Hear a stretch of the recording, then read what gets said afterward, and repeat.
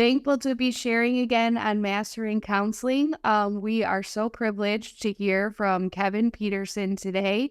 He is the founder of Peterson Family Counseling. He also is the CEO of Chronic Hope Institute. And because he's not busy enough, even though he is, he also is the director of family services at Jaywalker Lodge. Thanks so much for giving us some of your time today, Kevin. Oh, Becky, it's my pleasure. Thanks for having me. I always look forward to this. We love when people are excited to talk about their career and their service to humanity. So we will get right into, why don't we first talk about your practice that you said started about 10 years ago, and how did that begin, and who are you helping? Sure. So if you don't mind, I might even go back a little bit further. So in 2007, I was 43 years old and I was 16 years sober in the 12-step world. And I was at a space where I was really unhappy with my career and unhappy with my choices of work. And so I sat down and talked to a couple of friends of mine, both of which in their 40s had made career shifts. Mm-hmm. And one went into nursing and I was like, science, no thanks. And agree. I totally agree. I mean, more power to him, and then the other one was a therapist. He'd become a therapist, and we talked about that. And he's like, you're a natural. You love people. You love solving problems. You love helping people. You have a ton of personal experience. So I enrolled at Regis University in Denver, Colorado. It's a little Jesuit school, and their master's in counseling. And then after a year, they opened up a master's in marriage and family therapy. So I became one of the first graduates in 2011 of the MFT program. And then I worked for 3 years at a community mental health facility in Denver called Arapahoe Douglas Mental Health, doing child and family services and crisis work, a lot of in-home therapy for families that were in crisis. Wow.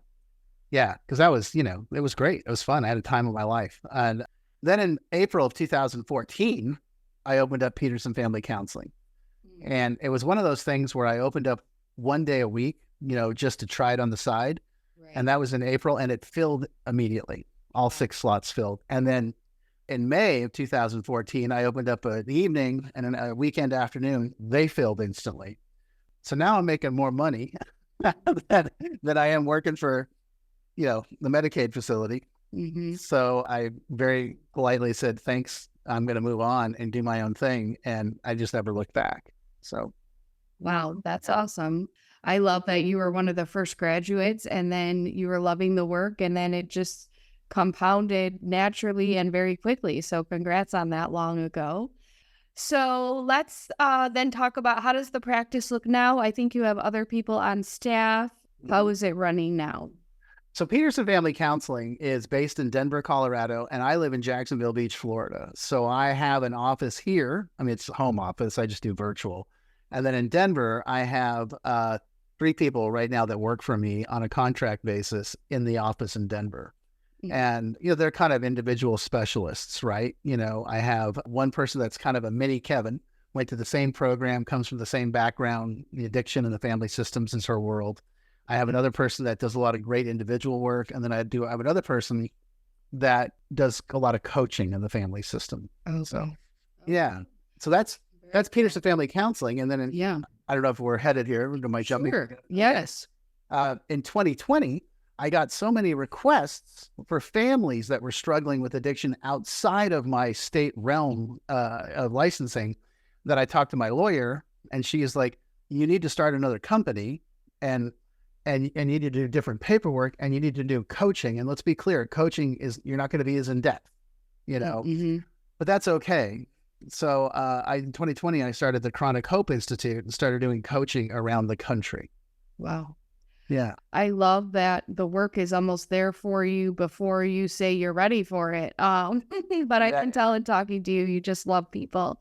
And I'm sure they feel very comfortable going to you in such a difficult time in a family member struggling with addiction. So let's maybe talk a little bit about the type of clients and what you're seeing and how it looks different from therapy for someone in addiction to coaching a family who's trying to help or even step back, which I noticed on your website as well, that they have to take care of themselves as well. So let's hear about some of those differences.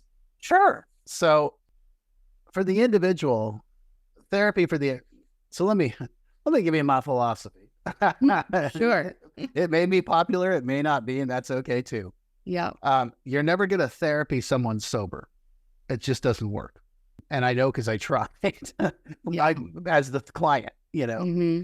and then as the therapist, I got super frustrated with that as well. And so what I realized is that my skills and my strengths, my gifts were to work within the family system and help them set boundaries and hold themselves accountable and hold their loved one accountable. And that was the most successful approach to creating change in the family system. And if we can change the family system, we have a better chance of helping the individual get sober and stay sober.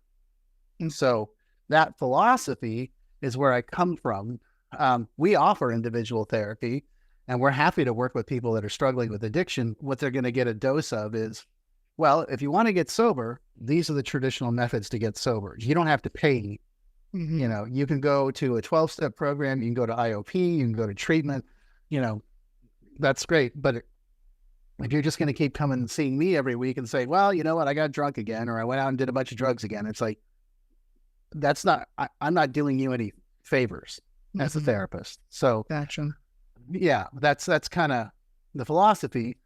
And so, yeah, my whole thing, what happened is in 1990, my family circled the wagons and said, we love you, but we're done. And we're not doing this anymore. And until you're willing to get help, we love you, but we're going to keep you over here. Yeah. And I'd heard this before, and I was like, oh, we're going to do this again, and my work people would do it. My friends would do it. Girls would do it. I'd be like, time for a new girlfriend, time for a new job, Yeah. Therapists would do it. I'd be like, time for a new therapist, and so, but this time they stuck to their guns. And they held their ground. And that's what led me to getting sober in May of 1991. And I've been sober ever since. Okay. Congratulations. That's Thank awesome. you. So, a lot of times in mental health, we're always the empathic people and that type of thing.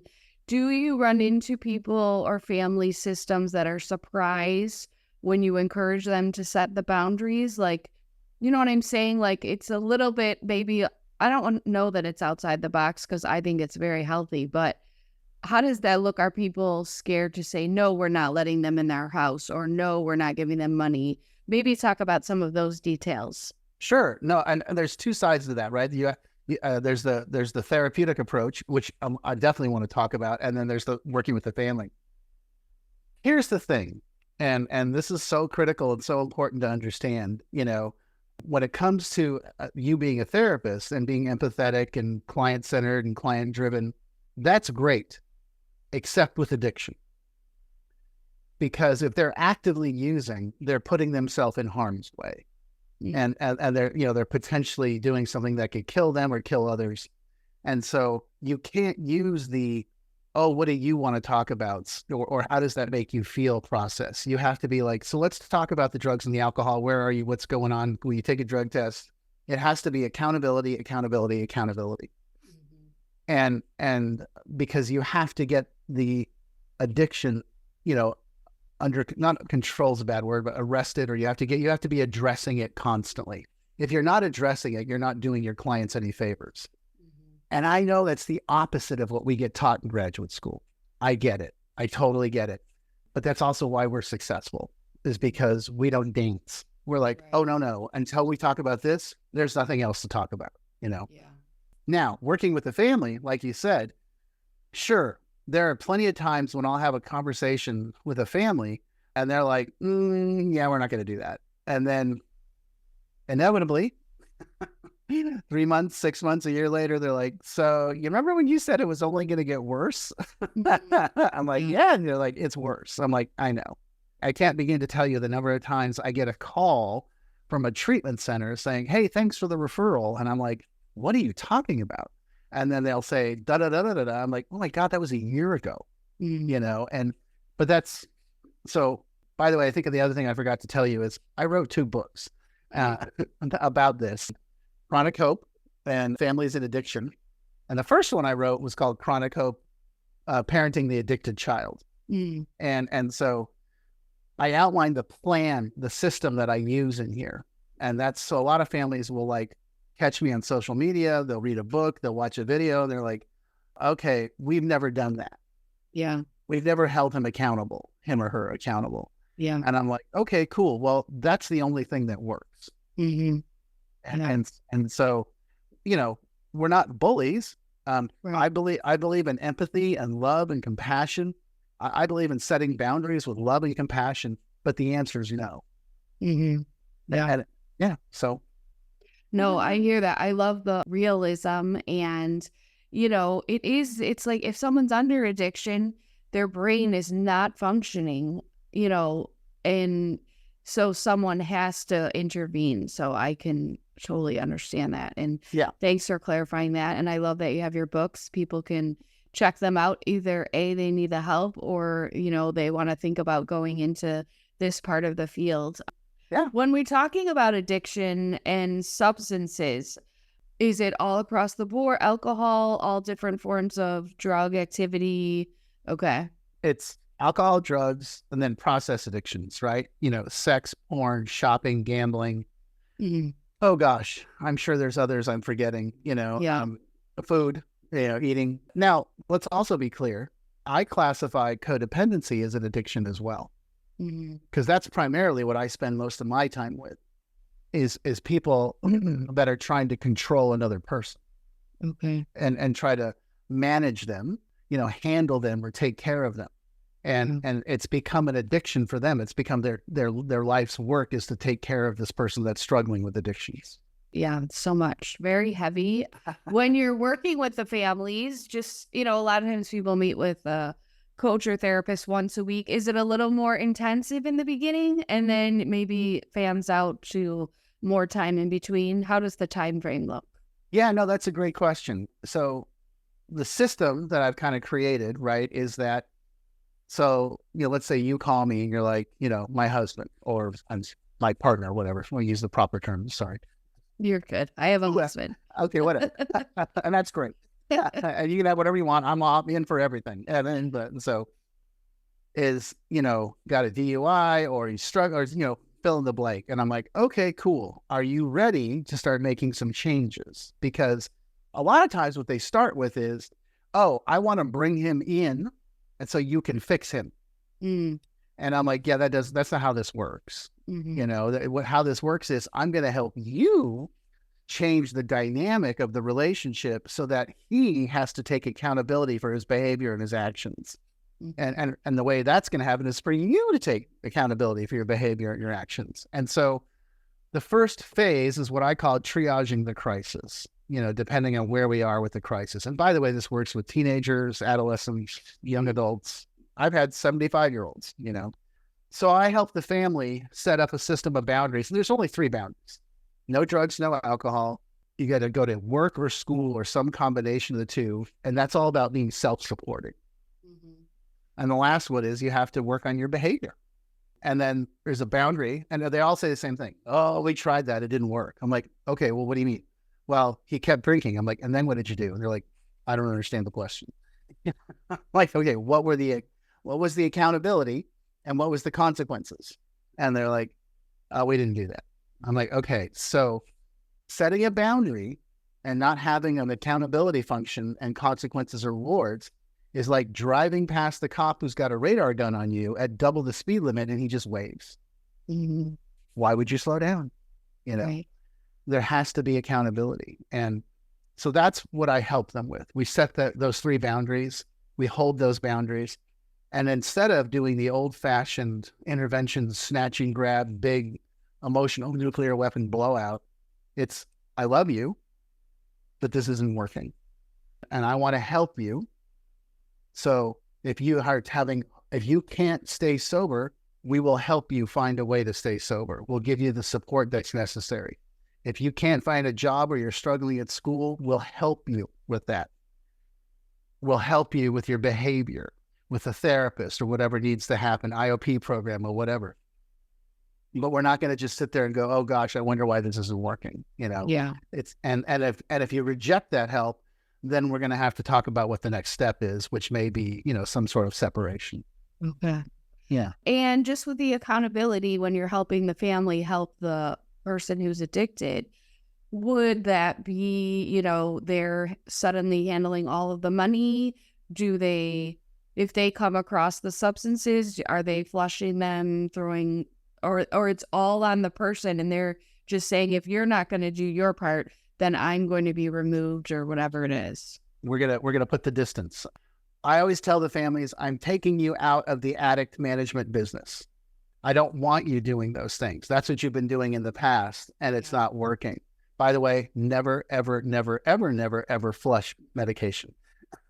Right, that's true. I personally don't have a lot of experience with it, so I'm going by what I've seen in movies. I drink that water. Right, I hear you. Yeah.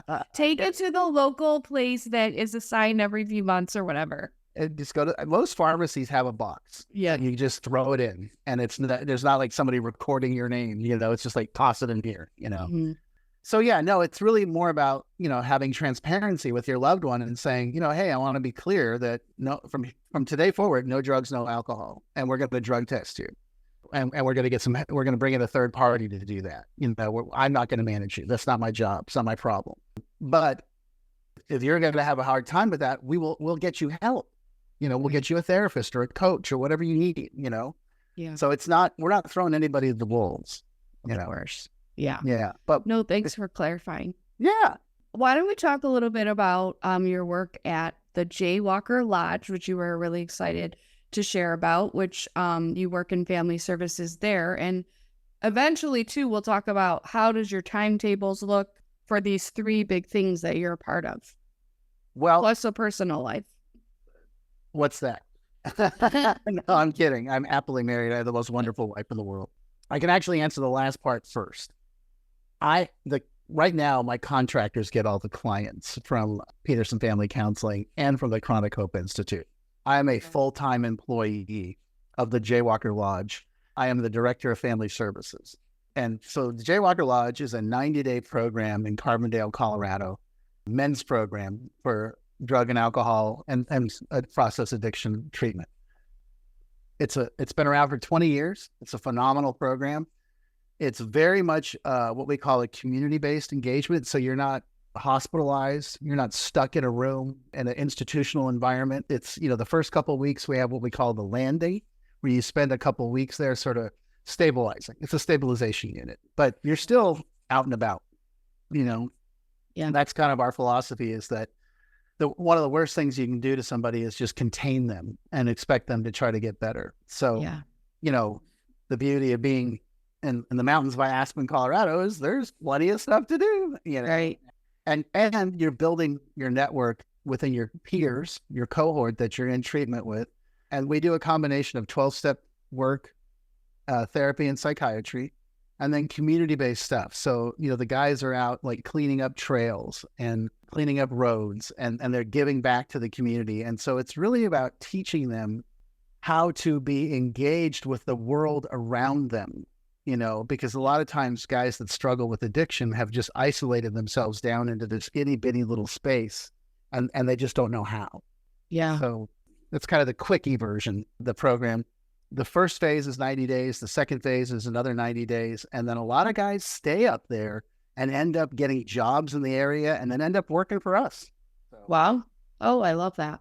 Yeah. No, the giving back is amazing. And the outdoor, I'm definitely not in this realm of work. I'm a elementary school counselor and then work with some families, but it's like outdoors, nature. We were just out west. It's just so helpful. And I know it's not for everyone, but getting out and doing some I'm sure they're voluntold if they're in the treatment, but it's fulfilling even if you may not think it is at first. So that's really awesome. I love that. Oh yeah. And that's a big part of the 12-step recovery process as well, is service to others and helping others. Here's the irony, right? When I was in graduate school, on like my first week there, I was walking across campus and I was talking to my sponsor in AA, and I saw the crest of the university, and it's a Jesuit school, and it said men and women in service to others. And I told my sponsor, I said, "You're not going to believe this." And he's like, "Oh, I fully believe it. You're there for a reason." I mean, because you think you're there to get an education. Like there's a much bigger purpose going on here, pal. Yeah. No, that's awesome. And yeah, we need more of that. I mean, this society of everything about you all the time, it really ends up not being fulfilling for really anyone. Only for a little bit. Yeah. Well, you know what it is? I mean, to be totally honest with you, right? It's feeding that whole dopamine hit of me. Because it just goes into your brain, processes up that dopamine, and it starts hitting all the same stuff as addiction, and it becomes sort of that never ending space where you're never going to get enough. It's, we say, one is too many and a million isn't enough, Yeah. And so that's the phase that we want to get them disengaged from that process and start seeing that you can live life without drugs and alcohol or whatever your thing is, and you'll do just fine. We're not sentencing you to be boring, Right. But a big element of that, to sort of go back to your original question, is the family and how the family system has to adapt and change also, right? Because individuals come out of that family system. Now, I'm not blaming the family. Let's be clear. That's not how this works. The individual has to take accountability for their behavior and their actions. But the same thing goes into the family system too, is that they may have tolerated it or turned a blind eye to it or even encouraged it. Who knows, or they have a generational system that they just weren't aware of, Right.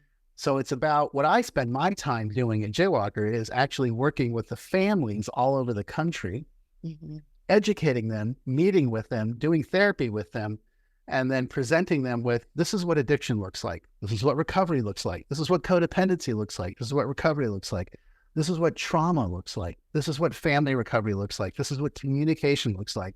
And educating them into a new space so that when we bring everybody back together, we're doing new stuff. We're doing different stuff. Yeah. Total shift of lifestyle and purpose and all of that. So yeah. Yeah. You got to see it. You get it. All right, I get it. I passed. Hire me. No. So yeah, all that is amazing. And basically it's like at this point in your career, you are working full time for Jaywalker Lodge. And then I assume checking in and having meetings with your businesses and the contract work that you do. So let's talk a little bit on, I know you do a lot on social media. Let's talk about kind of the marketing, how you're keeping these things going, and maybe even in the past, just for people who might be listening that are more on the front end, what would be some things you'd want them to know? How did you best use social media? Yeah. So for therapists that are just getting started or, maybe they're working somewhere else, and I'll tell you what I did. I worked full time for a community mental health facility. And then I broke off, like I was working Monday, Tuesday, Wednesday, Thursday, and Saturday because I was doing a school-based environment. And I don't know why that was Saturday, but that's just what it was. And so Friday, I took Friday, made that my day, and I rented an office one day a week and created a private practice, So I didn't just graduate from graduate school and be like, I'm going to open up a practice. Because the truth of the matter is, I wasn't ready. I didn't know what to do. I mean, the program I went to at Regis was wonderful and amazing, but I definitely needed more education and systems of how to do stuff. And I needed to deal with some stuff. I needed to deal with some really gooey, interesting struggles and be like, oh, I can handle this. So that's the first thing I would recommend is stick your toe in the water, and just do pick up 4 to 6 clients a week on the side. Then the most important thing to do is what's your niche? So I have a degree in economics from USC and my undergraduate, and in microeconomics, what we talk about is what's your specialty? What makes you different from everybody else? Yeah. And so as a therapist, when I give advice to people that are starting out, I'm like, you got to separate yourself from the crowd, coming out and saying, I work with adolescents, teens, tweens, young adults, and geriatrics, and I do trauma is not a specialty. Yeah. You have to have this is my specialty. Do I do other stuff? Of course I do. I'm trained and licensed, but this is my jam. This is my thing. If you talk to people in Denver, the therapeutic community, they're like, Kevin does families and addiction. That's his thing. That's his world, and they also know I do other stuff too, but that's my jam. And so to me, for someone that's starting out in a business, that you want to separate yourself from the crowd and you want to create that specialty and that engagement. And the thing I always tell people is rely on your own personal experiences. What did you come from? Because that's going to be natural for you. Yeah. So it's kind of like when you go to the restaurant that has every single thing on the menu and then it's not going to be that good. No. As opposed to somewhere that has 10 entrees. They know what they're doing. Well, as I told my ex-wife, actually, we would go, the whole time she'd come watch football with me at these sports bars and she'd order salmon. I'm like, what are you doing? Get a burger. Yeah. She's like, this isn't very good. I'm like, no kidding. Yeah. I was somewhere yesterday that had prime rib sandwiches and prime rib and eggs. And we were all like, this doesn't feel right. No one ordered the prime rib for sure. Everyone was getting omelets and salads. Yeah, exactly. Oh boy. So on your social media, are you doing like reels? Are you doing advertising? How does that look? Yes and yes. I have not had a ton of success with the paid advertising, to be totally honest with you. Yeah. What I have done, kind of like I just said, the niching thing, is start doing more along the lines. Like I recorded a 12-part series of me explaining my journey, recovery into my professional journey, Okay. And so we post it each week, a 3-minute post we're on YouTube, Facebook, Instagram, and TikTok. And I want to be clear, I'm not crushing it. I'm not big, That's okay. I know someone who got big and they got hacked. So you know what? Against you big. Yeah, exactly. But I get awareness from it and and that's really all we're looking for. And the other thing is don't get caught up in and how much traction you're getting, because you'll spend your entire time chasing this invisible concept.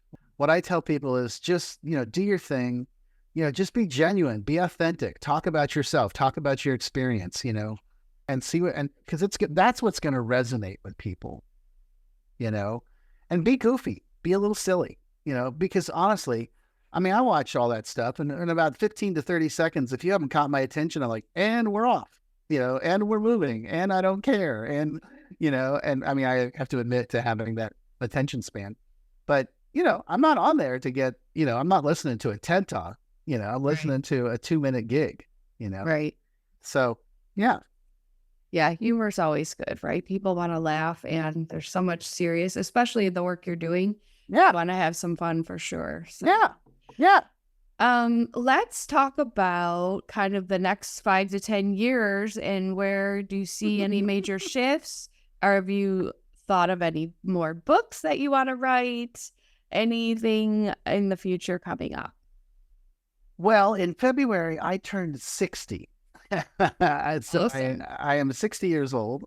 I know I don't look it. Thank you. Absolutely not. I don't look a day over. You're like a college student in your Harvard shirt for sure. By the way, I'm wearing this. I'm pimping this because my niece, who graduated from Vanderbilt last year, and her name's Samantha Wyman, and she was the #1 graduate in the sociology program at Vanderbilt, and her professors all encouraged her to go get a PhD in sociology, and guess where she's going? Oh, wow. I know. Cool. I was like, what?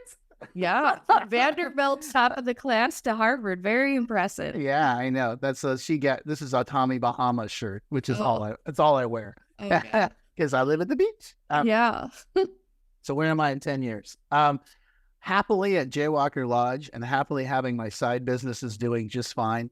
I love working at Jaywalker Lodge. The team is amazing. Everyone there is super committed to the welfare and the experience of the client and the client family.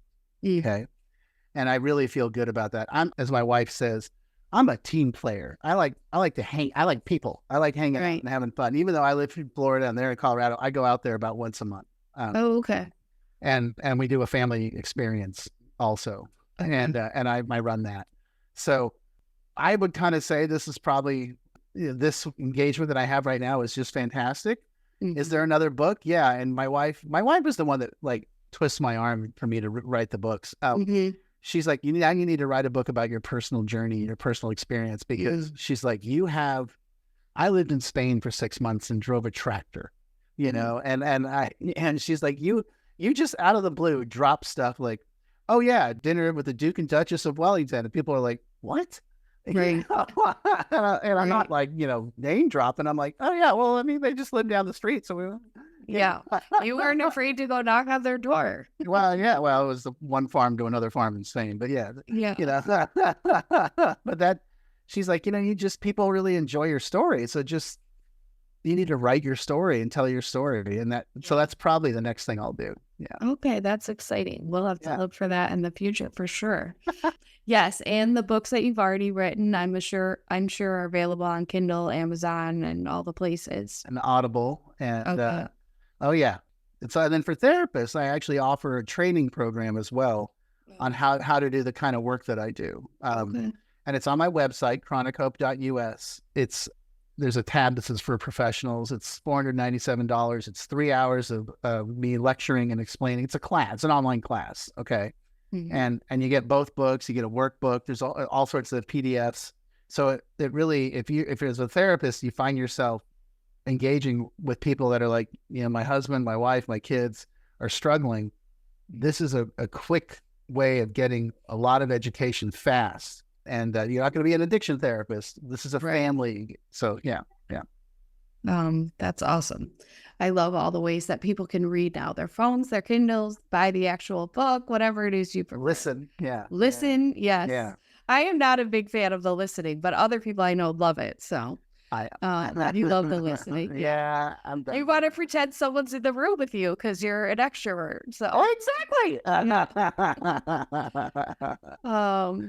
Well, we've got a lot of information and love the work that you're doing. Is there anything else you feel like you wanted to share with anyone, whether on the business side of mental health or just something about your practice that you'd want our listeners to know?